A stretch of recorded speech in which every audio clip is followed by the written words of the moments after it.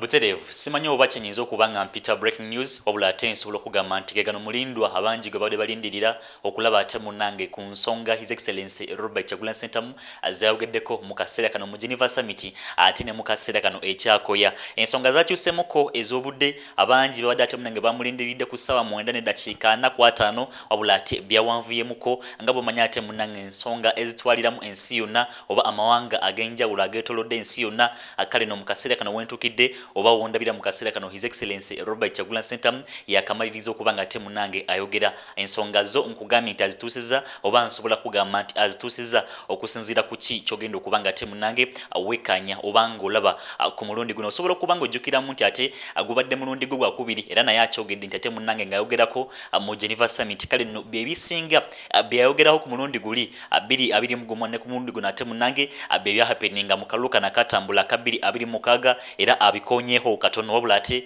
ensonga ezisinga okuba nga zinyigiriza ku side yeno naddala ku side ya opposition ate munnange zasinze okuba nga ayogerako Gen.M7 ye tamulekedde mirembe amusiiyise oba osobola okugamba ate munnange amwaniseyo mu byonna by'osobola okugamba ate munnange bimulabisa bulabisa okusinziira ku ki kyogenda okuba nga ate munnange wekkaanya ku side eno video liking oba ginkonye ne mu kigalo esobola okuba nga etambula mu benjawulo bonna bewandiyagaliza okuba nga ate munnange bekkaanya ku bubaka obwa His Excellency Robert Kyagulanyi Ssentamu bw'atuusizza ku side ze ekyewunyisa oba ekibadde ekyenjawulo mu speech ye alina watuuse ate munnange anaabategeeza ku ki kye balina okuba nga ate bakola mu ggwanga lati Uganda before ng'obudde tebunnaba kuba nga ate buyita okusinziira ku ki ekisuubirwa mu kaseera konna kale nosobola okugamba nti ate ebizenga boogera ku side ya National Unity Platform oba naba opposition bonna nga bagamba nti ate tebinaggwa osobola okugamba nti musajja mukulu akaatiriza bukaatiriza n'abeera nga naye ategeeza nti ate waliwo ekigenda okuba nga kiddako wano waageraageranyiza ne ku nsonga ate munnange ezatuukawo ku genocide eyali e Rwanda wabula nga ate bakirupe oba abana international community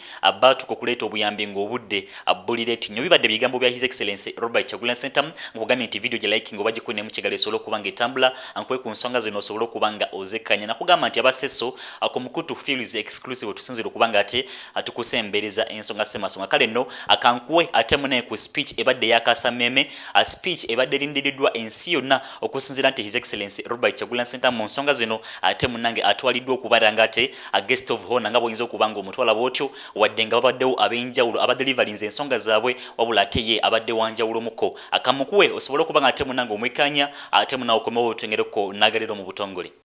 That I call home, Uganda, a nation of 50 million people living under the violent military dictatorship of Gen.M7, who has for 40 years twisted the law and used the military to stay in power. I told you of how I ran for president against him in 2021, how it was the most violent political campaign yet, and how he massacred hundreds of our people on the 18th and 19th of November 2020. How he shut down the internet on the eve of the election, imprisoned me inside my home for weeks, and then declared himself winner of the 2021 presidential election. Now, it is 2026, and here I am again, speaking to you at the Geneva Summit. Nothing has changed for the better, only going from bad to worse.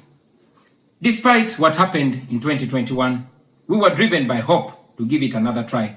So in 2025, I announced that I was running for president again. For 112 days, I traveled across the country campaigning, and the population turned up overwhelmingly. Yet again, our campaigns were violently attacked, our supporters were murdered, we were blocked from reaching many places, and were also blocked from several media stations. As usual, Museveni shut down the internet again, this time 3 days to the election. And what happened thereafter was not an election, but a military operation. The election was so rigged to the point that even at the polling station where Museveni voted for, he got much more votes than the actual registered voters in the register. Our polling agents in several places were arrested and whisked away. Several of our party officials were arrested and many abducted. 2 female deputy presidents of our political party were abducted and held incommunicado in a military barracks for 3 weeks before being thrown into a prison where they are languishing right at this moment. The military was deployed on our streets, shooting on spot whoever dared to challenge the criminality. It was under these circumstances that Museveni yet again declared himself winner of the election, this time with over 70% of the vote. Right now, I'm speaking to you while in hiding. This is because as soon as the election was finished, Museveni's son, who is also chief of the Ugandan military, issued an order to take me to him, dead or alive.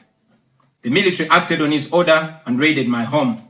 They tortured my family members, humiliated and undressed my wife, accusing her of hiding me. Meanwhile, they were recording and taking pictures of her, which the military chief later on shared on Twitter and bragged about capturing my wife. They also took over my home and surrounded it, and they are occupying my home as we speak right now. My wife and children had to flee the country for fear of their lives. I am in hiding, but I don't want to be in hiding.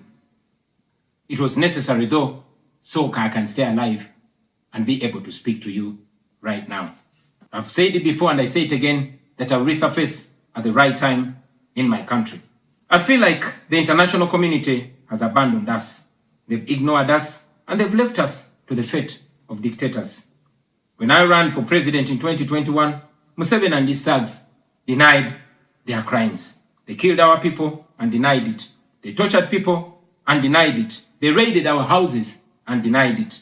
Gen.M7 has been a smart dictator because he puts on a suit, goes to the West and to the UN, speaks very nicely about democracy and human rights, but realistically, he does not mean any of those.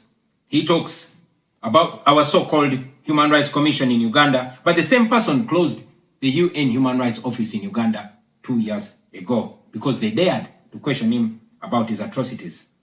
Now that is how he has been able to maintain a facade of democracy for 40 years and counting. But now Museveni is 83 years old, and his 51-year-old son, Muhoozi Kainerugaba, commands our military, the Uganda People's Defense Forces, more like Uganda's defense against his own people. And he's effectively in charge. Unlike his father, Muhoozi does not play the role of a good dictator. He openly and shamelessly says despicable things on social media. On Twitter, he openly confesses and brags about committing atrocities against the people of Uganda. When he was summoned by Parliament, he called Parliament a house of clowns and fools, and he threatened to arrest all of them. He describes judges of the Supreme Court of Uganda as clowns in wigs, and he has threatened to crush all journalists that dare to criticize his actions. In April last year, he abducted, detained, and tortured my close friend and bodyguard called Eddie Sebufu, also known as Eddie Mutwe.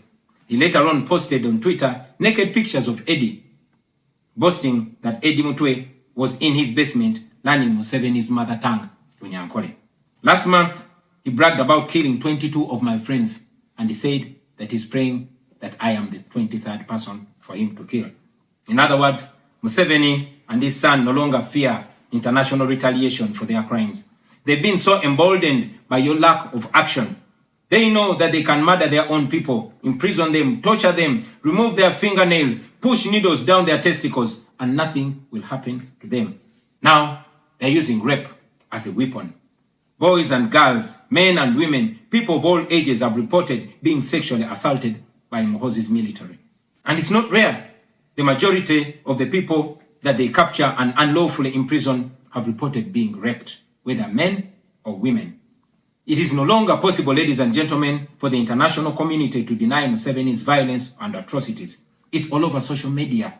And today, I am talking about it to you. Now, this is our call to action.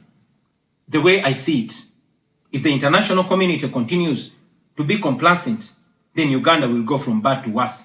Museveni and his son's military will massacre many more innocent Ugandans. You, ladies and gentlemen, in the Western world, will be forced to grapple with millions of Ugandan refugees pouring into your countries. And maybe then, the international community will come and commiserate with the people of Uganda, just like they did after the genocide in Rwanda, but it was too late. The second option is that the international community rises to the occasion. You stand by the values that you profess, democracy and human rights.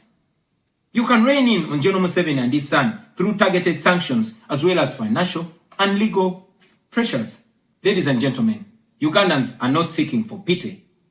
Ugandans are only seeking to see the world take action against the individuals that have violated their rights for far too long. those that have abused democracy with impunity, should be the starting point. Please sanction these individuals. Sanction Gen.M7, sanction Gen.M, sanction all the police and military officers that are responsible for gross human rights violations. Sanction those commanders. Sanction the judicial officers that have aided criminality through deliberately misinterpreting the law or skewing it. Those that normalize electoral fraud. Those that remand to prison suspects that should actually be sent to hospital. Sanction these individuals because their combined efforts in the last election effectively give autocracy a blank check to rule over the people of Uganda for 5 years. We call upon the international community to treat Gen.M7 exactly how they treated Idi Amin, because Idi Amin did what he did to Ugandans for only 8 years. Museveni has done much worse to the people of Uganda, and it has been for 40 years and counting. Because of the inaction of the international community, Museveni's mode of dictatorship and human rights violations is being seen as acceptable in the region, and it must be stopped before it is exported to other countries in the region and in the continent. We ask the international community not to recognize Museveni's regime because it is not legitimate. Please terminate any forms of cooperation with this government because he is not legitimate. On our end, as the people of Uganda, we are committed to non-violent means of changing our country, non-violent means of putting an end to this 40-year-old dictatorship. And you can be sure that the people of Uganda will sooner or later free themselves, because oppressed people cannot stay oppressed forever. With your help, friends, with the help of the international community and development partners, we can change our country. We can liberate Uganda before it is too late. I thank you for listening to me, for God and my country.